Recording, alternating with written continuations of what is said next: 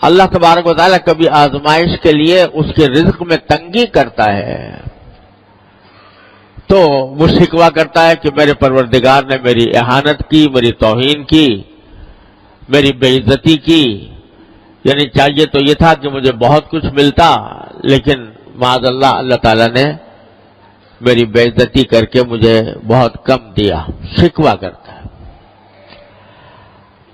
اللہ تبارک و تعالیٰ آگے یہ فرماتے ہیں کہ اگر یہ رزق میں تنگی آتی ہے تمہارے تو در حقیقت اس کی وجہ تمہارے اعمال ہوتے ہیں۔ رزق میں تنگی کے دو مطلب ہیں۔ ایک مطلب تو یہ ہے کہ آمدنی کم ہو اور اتنی کم ہو کہ اس میں گزارا نہ ہو سکتا ہو، یا کم ہوتا بہت ہی تنگی کے ساتھ گزارا ہوتا ہو، یہ بھی رزق کی تنگی کی ایک شکل ہے۔ اور دوسری رزق کی تنگی کی شکل یہ ہے کہ آمدنی دیکھنے میں تو بہت ہے لیکن برکت نہیں ہے، اور اس کا نتیجہ یہ ہے کہ ساری آمدنی ہونے کے باوجود آدمی ہر وقت کسی نہ کسی الجھن میں گرفتار ہے۔ اور آج کل یہ صورت بہت کثرت سے پیش آتی ہے۔ اچھے خاصے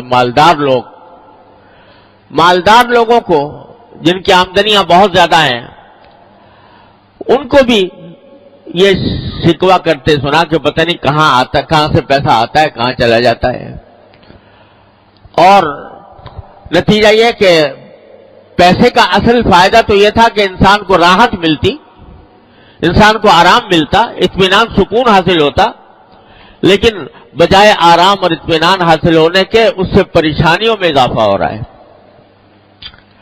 یہ ہے بے برکتی۔ آمدنی تو ہے مگر برکت والی نہیں ہے۔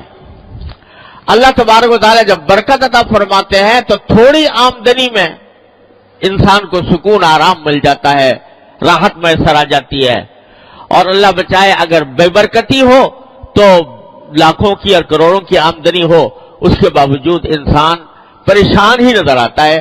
اور قرآن کریم نے ایک جگہ فرمایا کہ بعض اوقات انما یعذبہم بہا فی الحیاۃ الدنیا، اللہ تعالیٰ اس مال کو ان کے لیے عذاب کا ذریعہ بنا دیتے ہیں دنیا ہی کے اندر۔ یعنی مال تو بہت ہے لیکن مال کی حصول میں، اس کی تلاش میں، اس کے جو سرگرداں ہیں تو اس میں دن کا چین میسر ہے، نہ رات کا آرام میسر ہے، نہ بیوی بچوں کے ساتھ وقت گزار سکتے ہیں، نہ اپنے گھر والوں کے ساتھ اطمینان کے ساتھ بیٹھ سکتے ہیں، راحت میسر نہیں۔ پیسہ ہے مگر راحت نہیں۔ یہ بھی رزق کی تنگی کی ایک بدترین شکل ہے۔ تو اللہ تبارک و تعالیٰ دونوں قسم کی تنگیوں کا، اس میں الفاظ جو ہیں دونوں قسم کے تنگیوں کے کو شامل ہیں کہ چاہے آمدنی کم ہو یا آمدنی میں برکت نہ ہو، دونوں کی وجہ در حقیقت یہ ہے کہ تم لوگوں کے حقوق ضائع کرتے ہو۔ لوگوں کے حقوق کیا ضائع کرتے ہو؟ پہلا ذکر کیا یتیم کا، لا تحاضون علی طعام بلکہ لا تکرمون الیتیم، یتیموں کی عزت نہیں کرتے۔ یہ نہیں کہا کہ یتیموں کو کھانا نہیں کھلاتے بلکہ عزت نہیں کرتے۔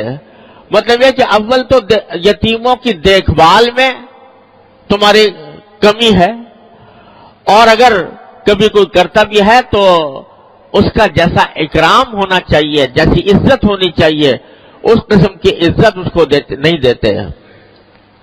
وَلَا تَحَاضُّونَ عَلَىٰ طَعَامِ الْمِسْكِينِ، دوسرے لوگوں کو بھی کوئی ترغیب نہیں دیتے کہ تم مسکینوں کو کھانا کھلاؤ، مسکینوں کے حاجتوں کو پورا کرو۔